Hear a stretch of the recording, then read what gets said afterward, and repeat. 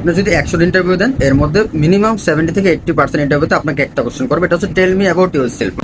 আমরা চাকরি করতে চাই, কিন্তু চাকরিতে ইন্টারভিউতে কমন কিছু কোশ্চেন আছে যেগুলোর অ্যান্সার আমরা জানি না। আমাদের এই ব্যাপারে কোনো প্রস্তুতিই থাকে না। আমরা মনে হয় ধুম করে সাগরে পড়ে গেলাম। আজকে শুক্রবার, এই শুক্রবার ছুটির দিনে আমরা এইসব কোশ্চেনগুলো নিয়ে আলোচনা করবো। আপনি যদি 100 ইন্টারভিউ দেন, এর মধ্যে মিনিমাম 70 থেকে 80% ইন্টারভিউতে আপনাকে একটা কোশ্চেন করবে, এটা হচ্ছে tell me about yourself, মানে আপনার নিজের সম্পর্কে বলুন।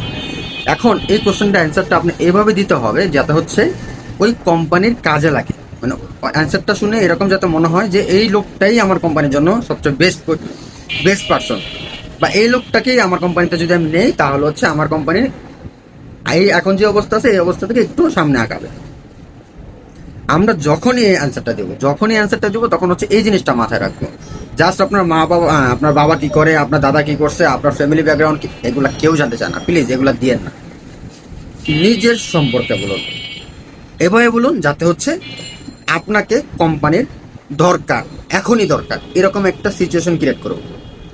এতে আপনার ইন্টারভিউতে পাস করা নেই, এতে আপনার ইন্টারভিউতে সিলেক্ট হওয়ার চান্স অনেক অনেক বেড়ে যাবে।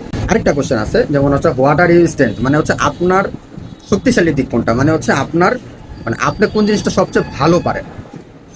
এই কোশ্চেন অ্যান্সারটা ঠিক আগেরটার মতোই। আপনি যদি সবচেয়ে ভালো পারেন কাস্টমার ম্যানেজমেন্ট করা, তাহলে আপনি ওই জিনিসটাকে, এই কাস্টমার ম্যানেজমেন্টটাকেই আপনি এরকমভাবে উপস্থাপন করেন যাতে হচ্ছে মনে হয় আপনি একটা কমপ্লিট প্যাকেজ। আপনাকে পেলে ওই কোম্পানি এখন যে অবস্থা আছে এই অবস্থা থেকে নেক্সট স্টেপ যেতে পারবে, তাহলেই আপনাকে কোম্পানি দ্রুত সিলেক্ট করার জন্য সিদ্ধান্ত নেবে। আরেকটা কোশ্চেন আছে যেটা হচ্ছে হোয়াট আর ইউর উইকনেস। এখন আপনার তো আপনি যেহেতু মানুষ, আপনার তো অবশ্যই কিছু খারাপ দিক আছে, আপনার কিছু দুর্বল পয়েন্ট আছে, এটা অবশ্যই থাকবে।